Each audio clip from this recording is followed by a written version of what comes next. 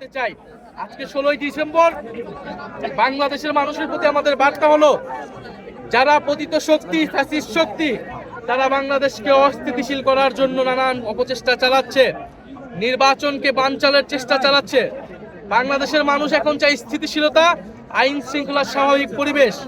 আমরা সরকারের প্রতি বারবার বলেছি, ওসমান হাদিকে যারা হত্যা করেছে, তাদেরকে যারা হত্যার চেষ্টা করেছে, গুলি চালিয়েছে, তাদেরকে এখনো গ্রেফতার করতে পারে নাই এই সরকার। আমাদেরকে আমাদের নিরাপত্তা নিজেদেরকেই নিশ্চিত করতে হবে। ফলে জনগণের মধ্যে আমাদের সেই সংগঠন লাগবে। জনগণকে আমরা আবার আহ্বান জানাবো, 5ই আগস্টের পরবর্তী সময়ে আমাদের নিজেদের নিরাপত্তা আমরা নিজেরাই নিশ্চিত করেছিলাম। তখন কোনো সরকার ছিল না, পুলিশ ছিল না। বাংলাদেশ সেই পরিস্থিতির দিকে যাচ্ছে। সরকার পুলিশের উপর নির্ভরশীল করে আমরা আমাদের জীবন, আমাদের যোদ্ধা, জুলাই যোদ্ধাদের জীবনের নিরাপত্তা আমরা নিশ্চিত করতে পারবো না। ফলে মানুষকে সচেতন থাকার আহ্বান জানাচ্ছি। এবং সামনের যে নির্বাচন, এই নির্বাচনটি হচ্ছে গণভোট।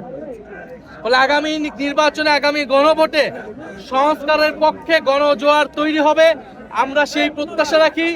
এনসিপির যারা এমপি পদপ্রার্থী রয়েছেন, তারা সংস্কারের পক্ষে, হ্যাঁর পক্ষে শাপলাকলি নিয়ে জনগণের দরজায় যাবেন। আমরা সংস্কারের পথে বাংলাদেশকে এগিয়ে নিয়ে যাব। আমরা কখনোই বাংলাদেশকে আর 5ই আগস্টের পূর্ববর্তী জায়গায় ফেরত নিব না।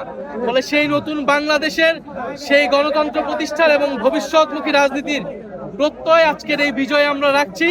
এবং বাংলাদেশের জনগণের প্রতি আমাদের এই আহ্বান থাকবে যে আমরা ঐক্যবদ্ধ আছি। 71-এর দালালদের বিরুদ্ধে, 24-এর দালালদের বিরুদ্ধে আমরা বাংলাদেশের জনগণ, বাংলাদেশের তরুণরা ঐক্যবদ্ধ আছি। সামনের বাংলাদেশ আমাদের বিজয় আসবে।